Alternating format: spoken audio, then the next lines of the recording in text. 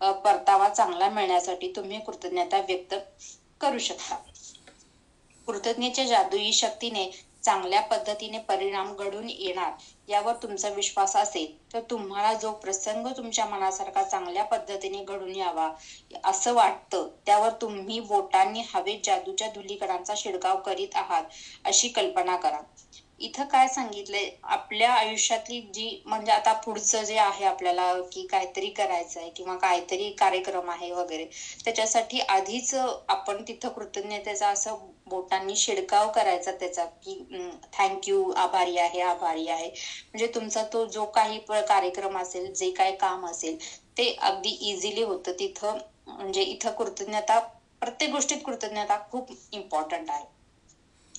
कधी कधी दिवसभरात तुमच्या बाबतीत जेव्हा अनपेक्षित घटना घडते तेव्हाही तुम्ही जादूच्या भव्य परिणामाची कृती करू शकता. बऱ्याचदा अनपेक्षित काही घडलं की आपण लगेच निष्कर्ष काढण्याची घाई करतो आणि काहीतरी चुकीचंच घडले असं समजतो. उदाहरणार्थ, तुम्ही कामाच्या ठिकाणी गेलात आणि गेल्या गेल्या तुम्हाला सांगितलं जातं की तुमच्या साहेबांनी लगेच तुम्हाला भेटायला बोलवलं आहे. अशा वेळी तुम्ही जर लगेच निष्कर्ष काढून मोकळे झालात की साहेबांनी तुमचं काहीतरी चुकलंय म्हणूनच तुम्हाला बोलवलं, तर आकर्षणाच्या सिद्धांतानुसार तुमच्या मनात जो विचार किंवा आणि भावना येतात तशाच भावना आणि विचार तुमच्याकडे आकर्षित होतात. म्हणून लगेचच काही निष्कर्ष काढून तुम्ही कसे अडचणीत येणार असा विचार करण्यापेक्षा जादूने चांगले काही भव्य परिणाम घडून येण्याची ही एक संधी असं समजून कृतज्ञता व्यक्त करा. इथं काय केलंय आता, इथं ह्याच्या उदाहरणात माझ्या ह्याच्यातलं उदाहरण म्हणजे शाळेतलं उदाहरण. मुलाच्या शाळेतून फोन आला की वाटायचं काय केले मुलांनी, काहीतरी आगाऊपणा केलेला दिसतोय म्हणून टीचरनी मला फोन केलेला आहे, असंच आहे तसं. आज असं व्हायचं. आता या वर्षात जशी शाळा चालू झाली मला 2 वेळा कॉल आला, तुमचा मुलगा आगाऊपणा करतोय. असू दे म्हणलं, काय आता. पण नंतर भेटल्यावर म्हणतात नाही मॅडम त्याचा स्वभावच तसा आहे, तो खोडकरच आहे त्यामुळे तो आहे म्हणलं. 2 वेळा याच महिन्यात 2 वेळा फोन आला की मस्ती करतोय, मारामारी करतोय. मी जेव्हा भेटले तर मी सांगितलं नाही मॅडम त्याचा स्वभावच असं आहे, तो जाता जाता सगळ्यांच्या खोड्या काढतो, त्याचा स्वभावच असल्यामुळे. त्यामुळे तिथं रिलॅक्सेशन होतं की असं टेन्शन येत नाही की आता काय करणार, ते प्रिन्सिपल मॅडमना भेटायला बोलवतात की काय, की तिथपर्यंत जाते काय प्रकरण, असं व्हायचं. पण आता ते इझिली होते त्यामुळं तसं हे होत नाही. तिथं कृतज्ञता खूप महत्वाची होते. लगेच आधी मला सुद्धा धडधड व्हायचं की आता टीचर काय बोलते काय माहित, कोणास ठाऊक काय होते. पण नाही, आता जसं आम्ही प्रत्येक गोष्टीत इझिली म्हणजे इझी घ्यायला शिकलोय, अवघड करून ठेवत नाही कुठली गोष्ट, त्यामुळे त्या इझी होत असतात. कामावर जाण्यासाठी निघालेला असताना तुमची बस किंवा रेल्वे किंवा विमान चुकलं किंवा अनपेक्षितरित्या तुम्हाला उशीर झाला तर हे काही चांगलं झालं नाही असा विचार करण्यापेक्षा यामुळे चांगला काही भव्य परिणाम घडून येईल असं समजून कृतज्ञता व्यक्त करा. त्यामुळे जादू लगेच काम करायला लागेल आणि तुम्हाला चांगला भव्य परिणाम दिसून येईल. तुम्ही जर आई किंवा वडील असाल आणि अनपेक्षितरित्या तुम्हाला तुमच्या मुलासंदर्भात आला, बघा हा माझा पॉइंट, मुलासंदर्भात शाळेत भेटायला बोलवलं तर काहीतरी समस्या उद्भवली म्हणून बोलवलं असेल असा विचार करण्यापेक्षा काहीतरी चांगल्या कारणासाठी बोलवलं असेल असं समजून आधीच कृतज्ञता व्यक्त करा. तुम्हाला अचानक एखादा अनपेक्षित फोन आला, ईमेल आला किंवा पत्र आलं तर लगेच काय बरं चुकलं असेल असा विचार तुमच्या मनात चमकून जाण्याऐवजी चांगल्या परिणामांसाठी लगेच कृतज्ञता व्यक्त करा आणि नंतर फोन उचला, ईमेल उघडा किंवा पत्र वाचा.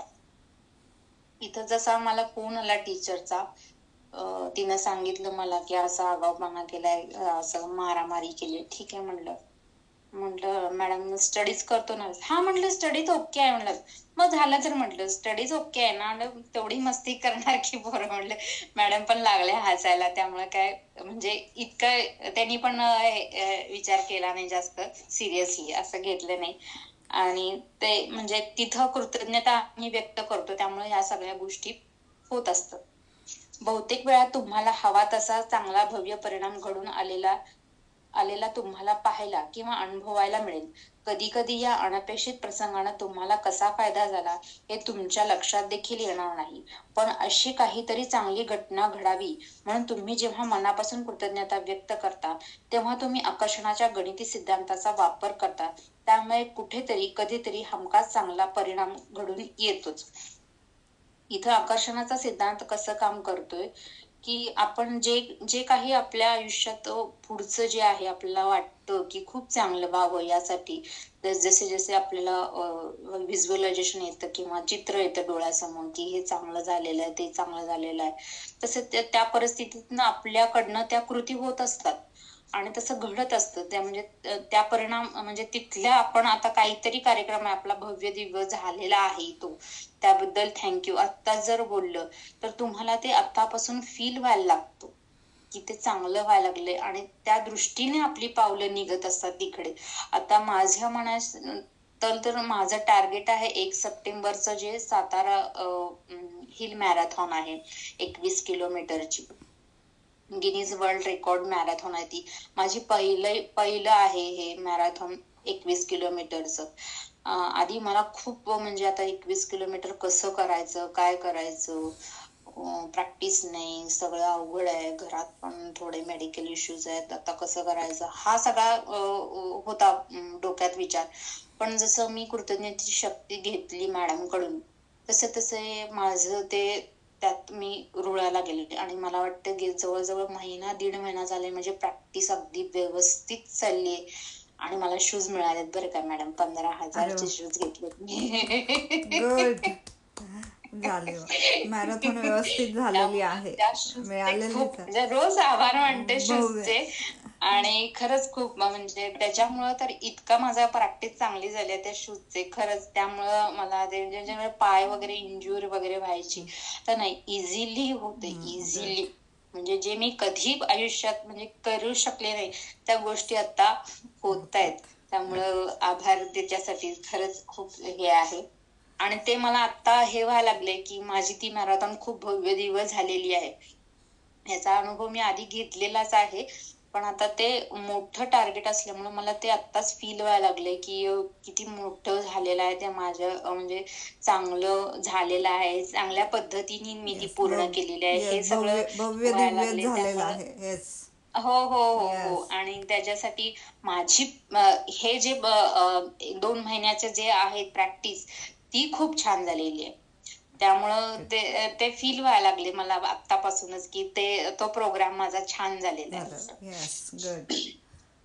कधी कधी तुम्ही स्वतःचीच काहीतरी विचार करता की हा सगळा नशिबाचा खेळ आहे, आपल्या हातात काहीच नाही किंवा कधी कधी हे सगळं चांगलं घडावं अशी आशा तुम्ही व्यक्त करता. पण एक लक्षात ठेवा, आकर्षणाच्या सिद्धांतासाठी दैव योग नशीब असं काही नसतं. तुम्ही जसा विचार करता किंवा तुमच्या जशा भावना आहेत तसं तुम्हाला मिळत राहतं. तुम्ही वाईट परिणामांकडे आकर्षित होऊ नये याची काळजी कृतज्ञता घेते आणि तुम्हाला हव्या असलेल्या गोष्टीबाबत चांगले भव्य परिणाम घडून आणते. इथं कसं आहे, आकर्षणाचा सिद्धांत लेखिकेने काय सांगितलंय, आकर्षणाचा सिद्धांत हे जे तुमच्या आयुष्यात जे घडतं तो आपण म्हणतो ना हा माझ्या नशिबाचाच आहे, देवानं मला असंच दिलंय तेच दिलंय, हे सगळं चुकीचं आहे. आपणच विचार तसं करत असतो त्यामुळं आपल्या आयुष्यात तसे प्रसंग येत असतात. जर तुम्ही चांगले विचार केला तर तुमच्या आयुष्यात हे नेहमी चांगलंच होत राहणार आणि प्रत्येक गोष्टीत कृतज्ञता व्यक्त करत केली की ते आपोआप चांगलं होत राहतं. जेव्हा वाईट गोष्टी तुम्ही निगेटिव्ह थॉट्स आहे, मला काही येतच नाही, मला काही जमतच नाही, तर ते तुम्हाला जमणारच नाही.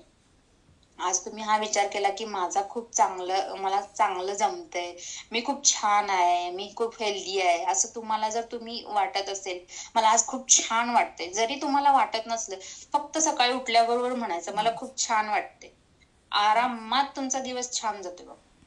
आय एम द बेस्ट उठल्याबरोबर म्हणायचं, आय एम द बेस्ट.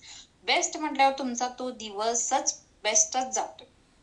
त्यामुळं इथं कृतज्ञता प्रत्येक गोष्टीत महत्वाची. तर लेखिकेनं तेच सांगितलंय, तुम्ही प्रत्येक गोष्टीत कृतज्ञता व्यक्त करा आणि तुम्ही जे आकर्षण करता तेच तुमच्या आयुष्यात होत असते आणि त्याचे परिणाम ते घडून येत असतात. तुम्ही जेव्हा चांगले भव्य परिणाम घडून येण्यासाठी कृतज्ञता व्यक्त करता तेव्हा तुम्ही वैश्विक नियमांचं पालन करता.